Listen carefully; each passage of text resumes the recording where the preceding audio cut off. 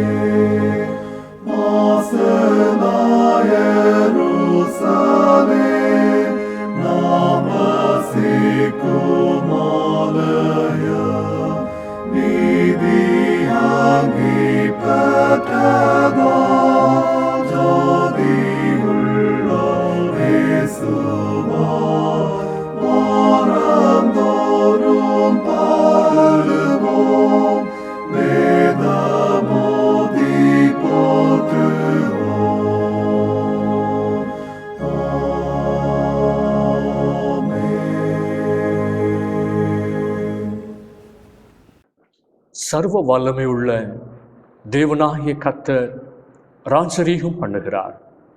நாம் சந்தோஷப்பட்டு களி கூர்ந்து அவருக்கு துதி செலுத்த கடவோம்.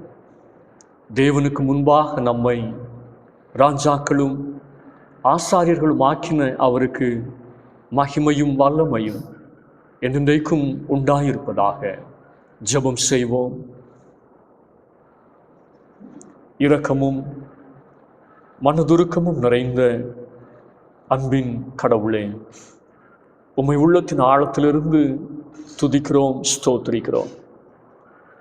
உன்னதமான தேவனுடைய ராஜரீக ஆசாரிய கூட்டமாக எங்களை தேவ சமூகத்தில் கூட்டி சேர்த்த அன்பை நினைத்து உம்மை போற்றுகிறோம். இந்த பரிசுத்தமான தொழுகையின் வழியாக அனைத்து இறை மக்களும் ஆசாரியர்களே என்ற உணர்வை ஒவ்வொருவருக்கும் தாரும். தேவனுடைய ராஜ்யத்தை கட்டி எழுப்ப பறைசாற்ற ஞானத்தையும் கிருபையும் அருளி செய்யும். ஆராதனையின் ஒவ்வொரு பகுதியிலும் தேவனுடைய பிரசன்னத்தை உணர்ந்து பயத்தோடும் பக்தியோடும் ஆராதிக்க அருள் தாரும். ஆராதனையில் பங்கெடுக்கிற ஒவ்வொருவரையும் ஆசீர்வதியும். தமது தூய ஆவியானவரால் எங்கள் ஒவ்வொருவரையும் ஆட்கொண்டு நடத்தும். இரட்சகர் இயேசு கிறிஸ்துவின் திருநாமத்தில் வேண்டிக் கொள்கிறோம் நல்ல பிதாவே, ஆமென். ஆண்டவருடைய பரிசுத்த நாமத்தை நாம் மகிமைப்படுத்தும் வண்ணமாக கீர்த்தனை பாடலிலே 226வது பாடலை நாம் பாடுவோம். வா பாவி மலைத்து நில்லாதே வா. கீர்த்தனை பாடல் 226.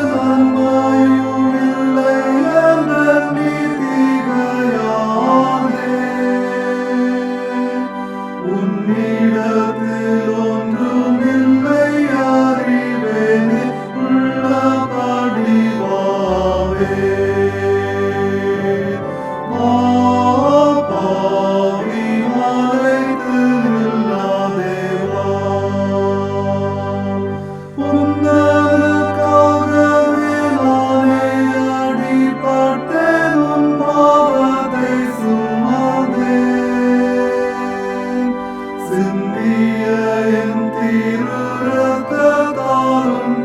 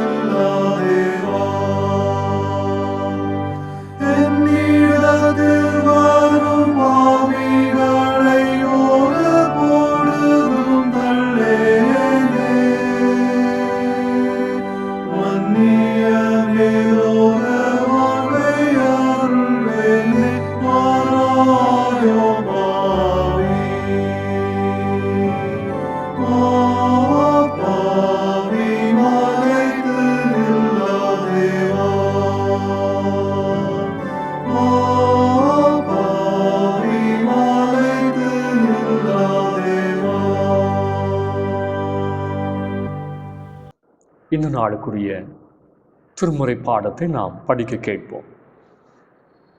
அப்போஸ்தலனாகிய பேதுரு எழுதின முதலாம் நிருபம் 2வது அதிகாரம் வசனங்கள் 1 முதல் 10 முடிய. 1 பேதுரு 2வது அதிகாரம் வசனங்கள் 1 முதல். இப்படி இருக்க கர்த்தர் தயவுள்ளவர் என்பதை நீங்கள் ருசி பார்த்ததுண்டானால் சகல துர்க்குணத்தையும் சகலவித கபடத்தையும் வஞ்சகங்களையும் பொறாமைகளையும் சகலவித புறங்கூறுதலையும் ஒழித்துவிட்டு நீங்கள் வளரும்படி புதிதாய் பிறந்த குழந்தைகளைப் போல திருவசனமாகிய களங்கமில்லாத ஞானப்பாலின் மேல் வாஞ்சியாயிருங்கள். மனுஷரால் தள்ளப்பட்டதாயினும் தேவனால் தெரிந்து கொள்ளப்பட்டதும் விலையேறப்பெற்றதுமாயிருக்கிற ஜீவனுள்ள கல்லாகிய அவரிடத்தில் சேர்ந்தவர்களாகிய நீங்களும் ஜீவனுள்ள கற்களைப் போல ஆவிக்கேற்ற மாளிகையாகவும் இயேசு கிறிஸ்து மூலமாய் தேவனுக்கு பிரியமான ஆவிக்கேற்ற பலிகளை செலுத்தும்படிக்கு பரிசுத்த ஆசாரிய கூட்டமாயும் கட்டப்பட்டு வருகிறீர்கள். அந்தபடியே இதோ தெரிந்து கொள்ளப்பட்டதும் விலையேறப்பெற்றதுமாயிருக்கிற மூலைக்கல்லை சீயோனில் வைக்கிறேன், அதன் மேல் விசுவாசமாயிருக்கிறவன் வெட்கப்படுவதில்லை என்று வேதத்திலே சொல்லியிருக்கிறது. ஆகையால் விசுவாசிக்கிற உங்களுக்கு அது விலையேறப்பெற்றது. கீழ்ப்படியாமல் இருக்கிறவர்களுக்கோ வீட்டை கட்டுகிறவர்களால் தள்ளப்பட்ட பிரதான மூலைக்கல் ஆகிய அந்த கல் இடறதற்கேதுவான கல்லும் விழுதற்கேதுவான கன்மலையும் ஆயிற்று. அவர்கள் திருவசனத்திற்கு கீழ்ப்படியாதவர்களாயிருந்து இடறுகிறார்கள், அதற்கென்றே நியமிக்கப்பட்டவர்களாயும் இருக்கிறார்கள்.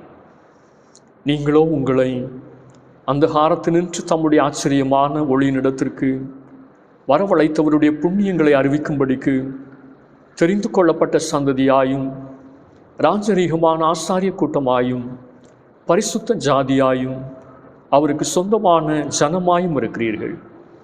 முன்னே நீங்கள் தேவனுடைய ஜனங்களாய் இருக்கவில்லை, இப்பொழுதோ அவருடைய ஜனங்களாய் இருக்கிறீர்கள். முன்னே நீங்கள் இரக்கம் பெறாதவர்களாய் இருந்தீர்கள், இப்பொழுதோ இரக்கம் பெற்றவர்களாய் இருக்கிறீர்கள். இந்த நாளுக்குரிய திருமுறை பாடம் படித்தாயிற்று.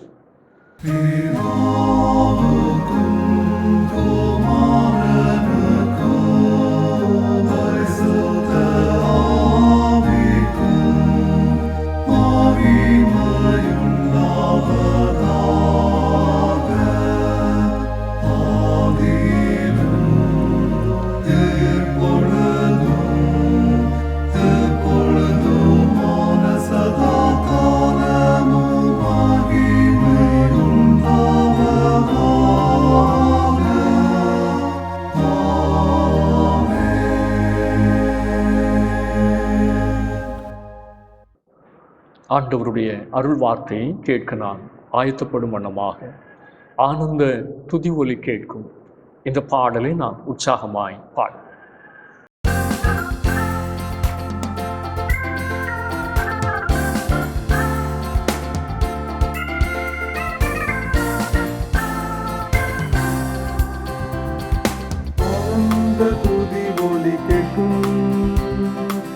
பாடல் பாடல் சத்தமும் தோனிக்கும், ஆனந்த துதி ஒலி கேட்கும்.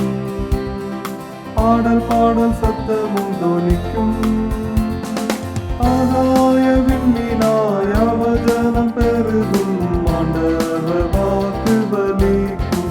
ஆகாய விண்மீனாய் அவதனம் பெருகும், ஆண்டவர் வாக்கு பலிக்கும். மகிமைப்படுத்துவேன் என்றாரே, மைவானில் பாசம் பெரிதே. மங்காத புகழுடன் வாழ்வோம், மாசிப்பட்டுயர்ந்திடுவோமே. குறுகிட மாட்டோம், குந்திட மாட்டோம், கரையில்லா தேவனின் வாக்கு. குறுகிட மாட்டோம், குந்திட மாட்டோம், கரையில்லா தேவனின் வாக்கு. ஆனந்த துதி ஒலி கேட்கும், பாடல் பாடல் சத்தமும் தோனிக்கும். ஆகாய விண்மீனாய் அவதனம் பெருகும், ஆண்டவர் வாக்கு பலிக்கும். ஆகாய விண்மீனாய் அவதனம் பெருகும், ஆண்டவர் வாக்கு பலிக்கும்.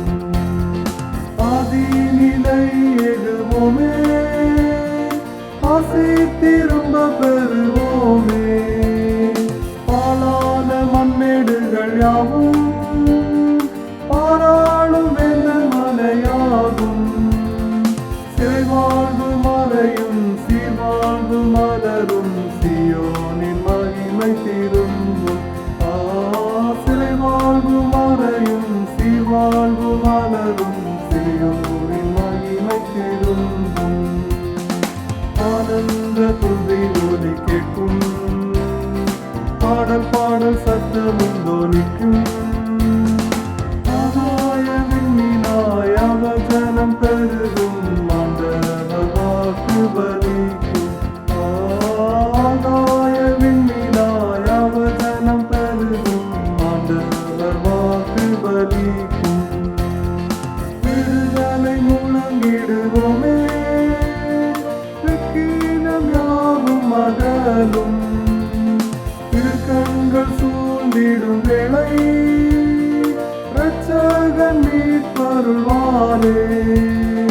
நுகங்கள் முறிந்திடும், கட்டுகள் அவிழ்ந்திடும், விடுதலை பெருவாழ்வு காண்போம். நுகங்கள் முறிந்திடும், கட்டுகள் அவிழ்ந்திடும், விடுதலை பெருவாழ்வு காண்போம். ஆனந்த துதி ஒலி கேட்கும், பாடல் பாடல் சத்தமும் தோனிக்கும். ஆகாய விண்மீனாய் அவதனம் பெருகும், ஆண்டவர் வாக்கு பலிக்கும். ஆகாய விண்மீனாய் அவதனம் பெருகும், ஆண்டவர் வாக்கு பலிக்கும். யாக்கோபு நடுங்கிடுவானே, யாக்கோபின் தேவன் துணையே. அறிக்கை வாழ்வை அமைப்போம், ஆண்டவர் மார்பில் சுகிப்போம். பராத வாழ்வு, சிதறாத மனமும், பரிசாக தேவன் அருள்வார். பராத வாழ்வும், சிதறாத மனமும், பரிசாக தேவன் அருள்வார். ஆனந்த துதி ஒலி கேட்கும், பாடல் பாடல் சத்தமும் தோனிக்கும். ஆனந்த துதி ஒலி கேட்கும், பாடல் பாடல் சத்தமும் தோனிக்கும். ஆகாய விண்மீனாய் அவதனம் பெருகும், ஆண்டவர் வாக்கு பலிக்கும். ஆகாய விண்மீனாய் அவதனம் பெருகும், ஆண்டவர் வாக்கு பலிக்கும்.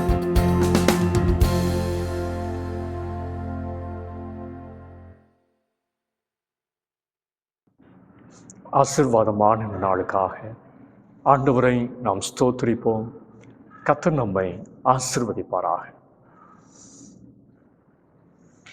அப்போஸ்தலனாகிய பேதுரு எழுதின முதலாம் நிருபம் 2வது அதிகாரம் 9வது வசனத்தை நாம் தியானத்திற்காக மனதிலே நிறுத்திக் கொள்வோம்.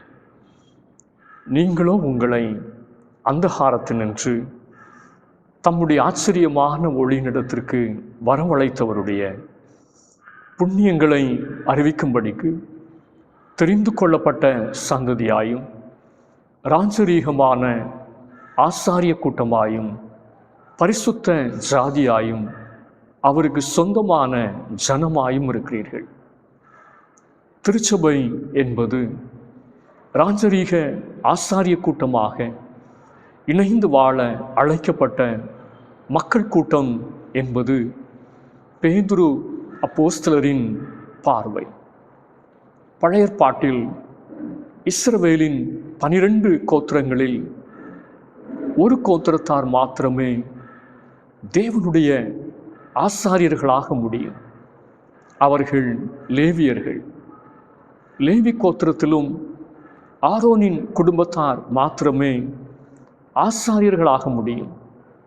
மற்ற லேவியர்கள் ஆலயத்தில் இதர பணிவிடைகளை மாத்திரமே நிறைவேற்ற முடியும். தேவனுடைய பணிவிடைகளுக்காக பிரித்தெடுக்கப்பட்டு பரிசுத்தமாக்கப்பட்ட ஆசாரியர்களை தவிர எந்த மனிதனும் பரிசுத்த பலிபீட தண்டையில் சேவை செய்யவோ பரிசுத்த ஸ்தலத்திற்குள் செல்லவோ முடியாது. தனது அதிகாரத்தை செல்வாக்கை நம்பி துணிகரமாக ஆசாரிய பணிவிடையை செய்ய முயற்சித்த ஒரு பேரரசனை குறித்து வேதம் சொல்லுகிறது. இது நிமித்தம் அவர் கர்த்தரால் நியாய தீர்ப்பை பெற்றார் என்று 2 நாளாகமும் 26வது அதிகாரம் 16 முதல் 21 வரை உள்ள வசனங்களிலே நாம் படிக்கிறோம்.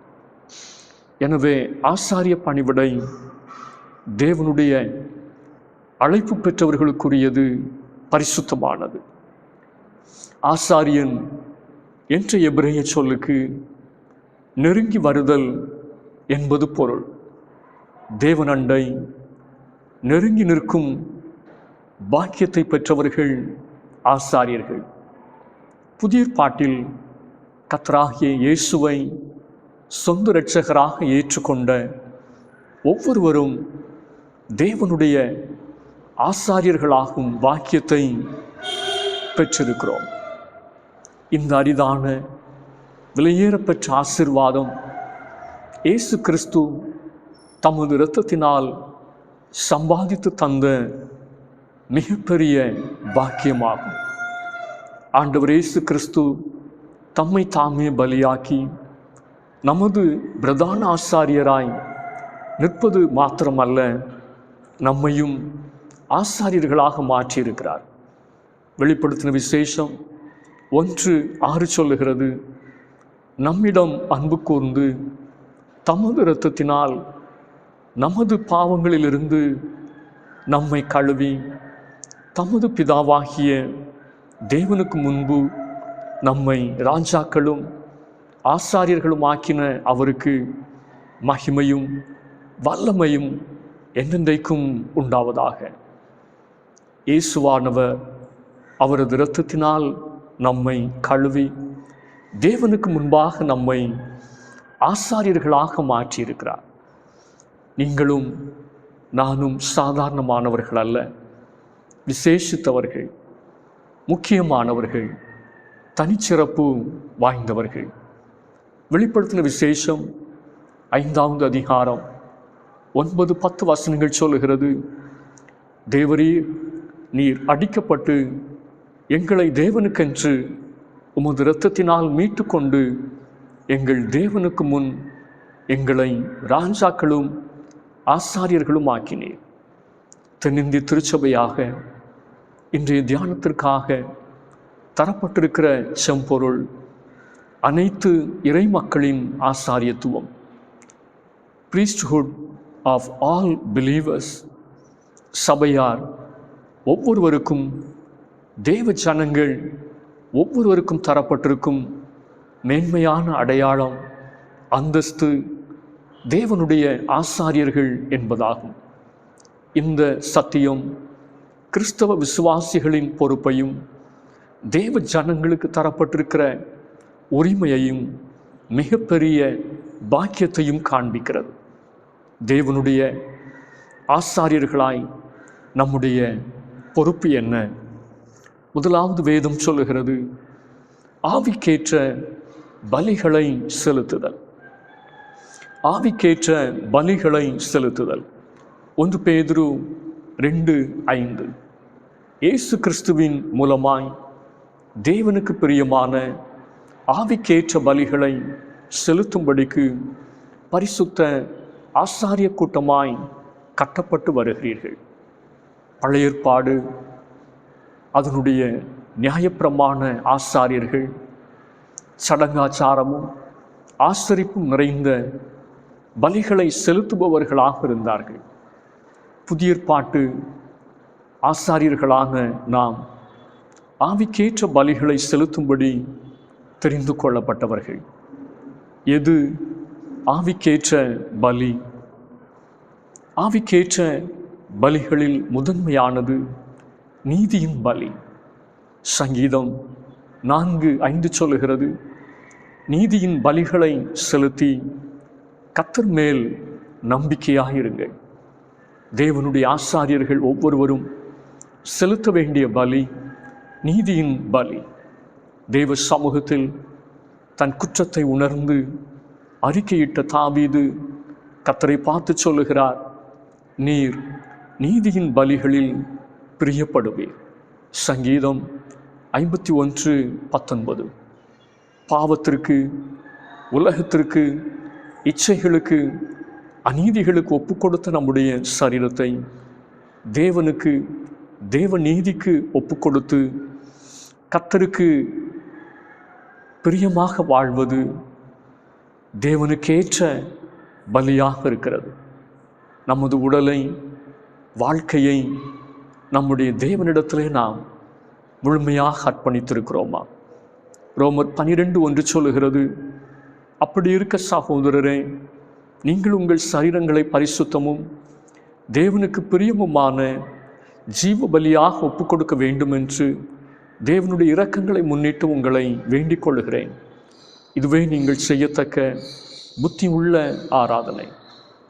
தேவனுடைய ஆசாரியர்களாக புத்தி உள்ள ஆராதனையை செய்கிறோமா, அல்லது புத்தியற்ற ஆராதனையை நாம் செய்கிறோமா?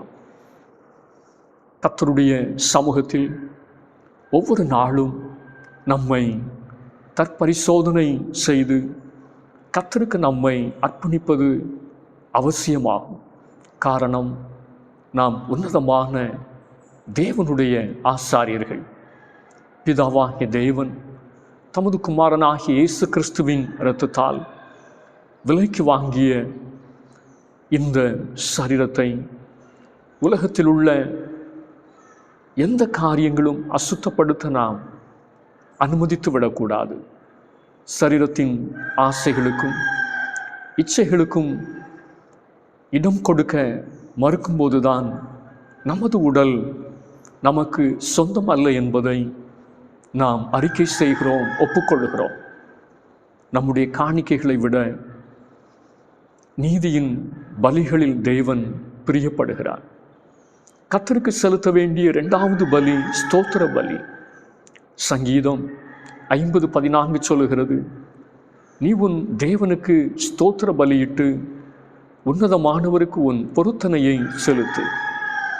எபிரேயர் 13:15 சொல்லுகிறது, ஆகையால் அவருடைய நாமத்தை துதிக்கும் உதடுகளின் கனியாகிய ஸ்தோத்திர பலியை அவர் மூலமாக எப்பொழுதும் தேவனுக்கு செலுத்த கடவோம். இன்று துதி ஆராதனைகள் தேவனுக்குரிய பலியாக ஏறெடுக்கப்படுவதற்கு பதிலாக மக்களை பரவசப்படுத்துகிற ஆட்டம் பாட்டமாக மாறிப்போயிருக்கிறது.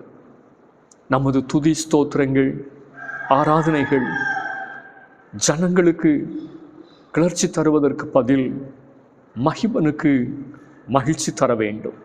சங்கீதம் 27:6. தேவனுடைய ஆசாரியர்களின் மிக முக்கியமான பணிகளில் ஒன்று மன்றாட்டு.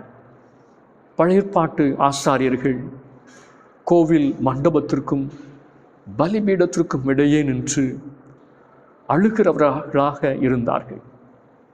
யோவேல் 2:17 சொல்லுகிறது, அவர்கள் தேவ சமூகத்திலே கண்ணீர் விட்டு ஜனங்களுக்காக கதறுகிறவர்களாக இருந்தார்கள். ஆண்டவர் இயேசுவின் பிரதான ஆசாரியத்துவ மன்றாட்டு யோவான் 17வது அதிகாரத்தில் விவரிக்கப்பட்டிருக்கிறது.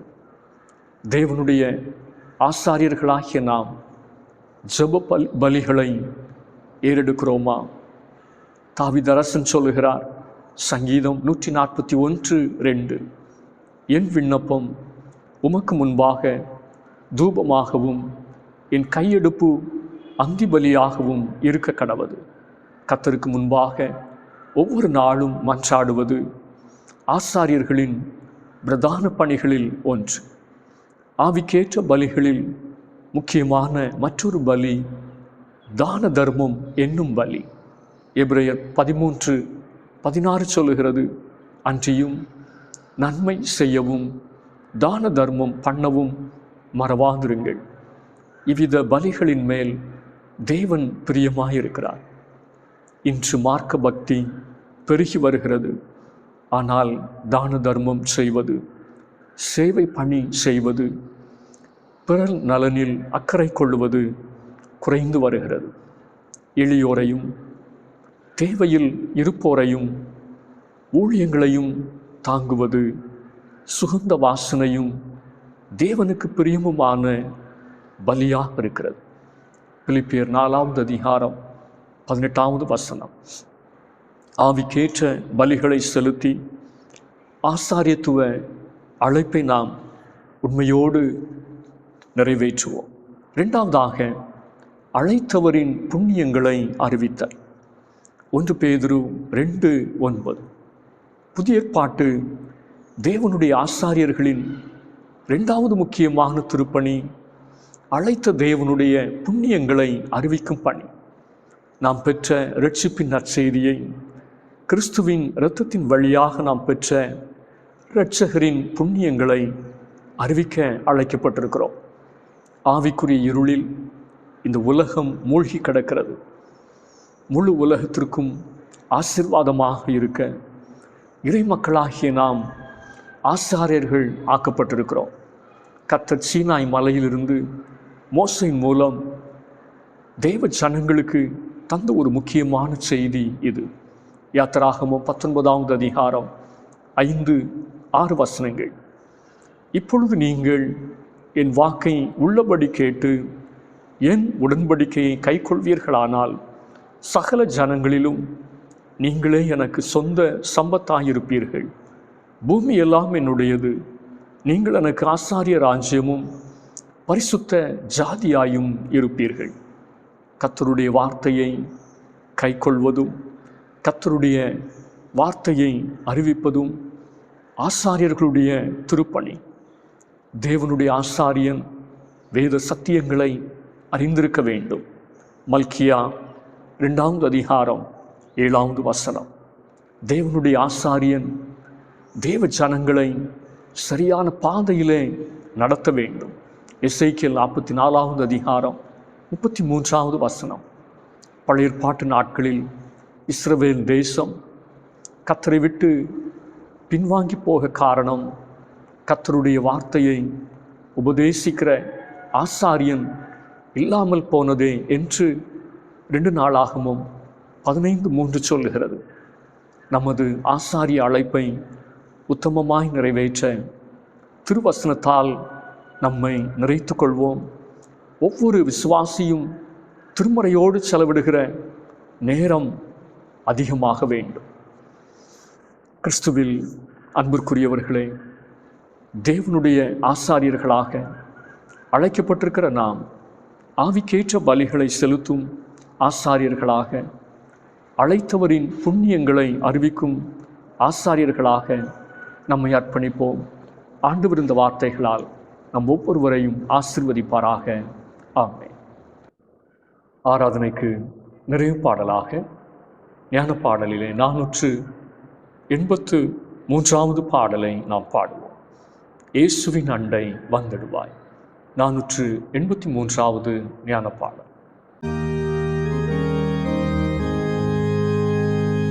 இயேசுவின் அண்டை வந்திடுவாய், தாமதமின்றி தீவிரமாய் அன்போடு நின்று மாமுகமாய் வா என்றழைக்கிறார். பாவமின்றி சுகித்திருப்போம், சந்தோஷமாக சந்திப்போம், நல்மீட்பர் அண்டை சேர்ந்திருப்போம் பேரின்ப தேசத்தில். பாலறிவாரும் தாராளமாய் என்றுரைத்தாரே மாதயவாய், நேசரை நம்பி மகிழ்ச்சியாய் தாமதமின்றி வா. பாவமின்றி சுகித்திருப்போம், சந்தோஷமாக சந்திப்போம், நல்மீட்பர் அண்டை சேர்ந்திருப்போம் பேரின்ப தேசத்தில். நேசரின் சத்தம் கேட்டறிவோம், நம்பிக்கையோடு வந்தடைவோம், மீட்பரின் அன்பை கண்டு வருவோம் இன்னும் அழைக்கிறார். பாவமின்றி சுகித்திருப்போம், சந்தோஷமாக சந்திப்போம், நல்மீட்பர் அண்டை சேர்ந்திருப்போம் பேரின்ப தேசத்தில். ஜெபம் செய்வோம். மகா பரிசுத்தமான அழைப்பினாலே எங்களை அழைத்து வேறு பிரித்து ராஜாக்களும் ஆசாரியர்களுமாக வைத்திருக்கிற எங்கள் அன்பின் பரலோக பிதாவே, இந்த மனமகிழ்ச்சியான ஆராதனை வேளையின் நிறைவு பகுதிக்காக நாங்கள் உம்மை ஸ்தோத்திரிக்கிறோம். கேட்ட சத்தியத்தின்படி கர்த்தர் எங்களை ஆசீர்வதித்து அனுப்ப உம்மை நோக்கி நாங்கள் ஜெபிக்கிறோம். ஆவிக்கேற்ற பலிகளை செலுத்தி கர்த்தருக்கு பிரியமாக எங்களை அர்ப்பணிக்க கர்த்தர் தயவு பாராட்ட உம்மை நோக்கி நாங்கள் ஜெபிக்கிறோம். எங்களின் வாழ்வு ஆண்டவருக்கு முன்பாக சுகந்த வாசனை உள்ள ஜீவ பலியாக காணப்பட கர்த்தர் கிருபை பாராட்ட நாங்கள் ஜெபிக்கின்றோம். வாழ்வின் தவறுகள் குறைவுகளை கர்த்தர் மன்னித்தருள உம்மை நோக்கி நாங்கள் ஜெபிக்கின்றோம். ஆண்டவரின் புண்ணியத்தை அறிவிக்கிற கூட்டமாக நாங்கள் பெற்றுக்கொண்ட அனுபவங்களை, இரட்சிப்பை, இரட்சிப்பின் சந்தோஷத்தை, எங்கள் இரட்சகரை மற்றவர்களுக்கு அறிவிக்கத்தக்கதாக எங்களுடைய வாழ்வையும் வார்த்தைகளையும் நீரே பரிசுத்தப்படுத்த உம்மை நோக்கி நாங்கள் ஜெபிக்கின்றோம். தேவனுடைய சமூகத்திலே நாங்கள் நிற்கிற பொழுது இந்த மேன்மையான பாக்கியத்திற்கு பங்குள்ளவர்களாக நித்திய வாழ்க்கையினுடைய ஆசீர்வாதங்களையும் சொந்தமாக்கி கொள்ள கர்த்தர் கிருபை பாராட்ட ஜெபிக்கிறோம்.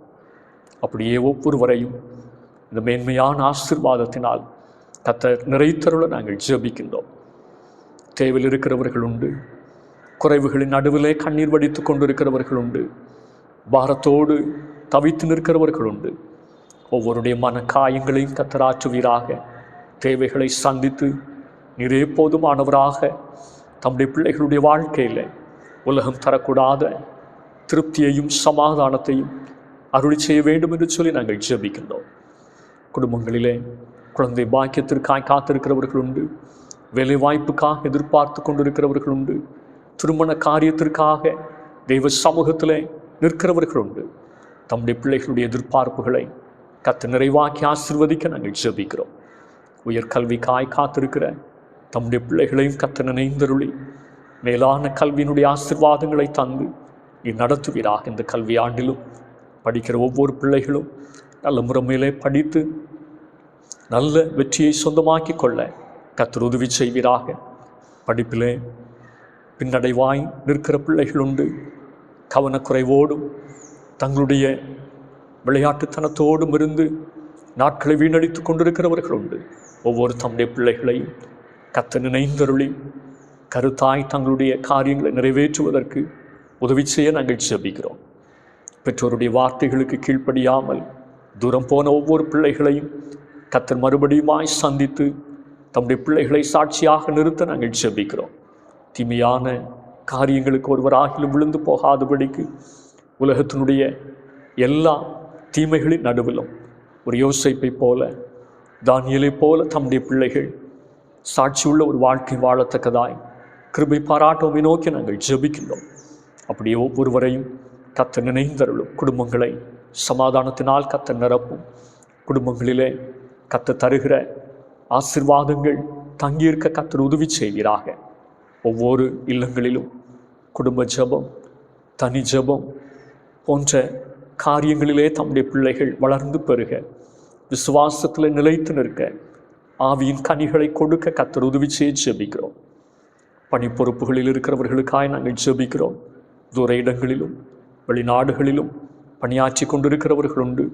தொழில் செய்கிறவர்கள், வியாபாரம் செய்கிறவர்கள், அன்றாடம் கூலி வேலைக்கு செல்லுகிறவர்கள், அரசாங்கத்திலும் தனியார் ஸ்தாபனங்களிலும் பணி செய்கிறவர்கள் ஒவ்வொருவரும் உண்மையோடு தங்களுடைய பணி பொறுப்புகளை நிறைவேற்ற, கர்த்தருடைய ஆசீர்வாதங்களை சொந்தமாக்கி கொள்ள, விரைவான நன்மைகளை காண கர்த்தர் கிருபை பாராட்ட ஜெபிக்கிறோம்.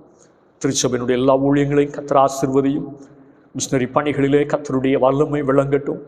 தெய்வக்கரம் அநேக ஆத்துமாக்களை தொடும்படிக்கு நாங்கள் ஜெபிக்கிறோம்.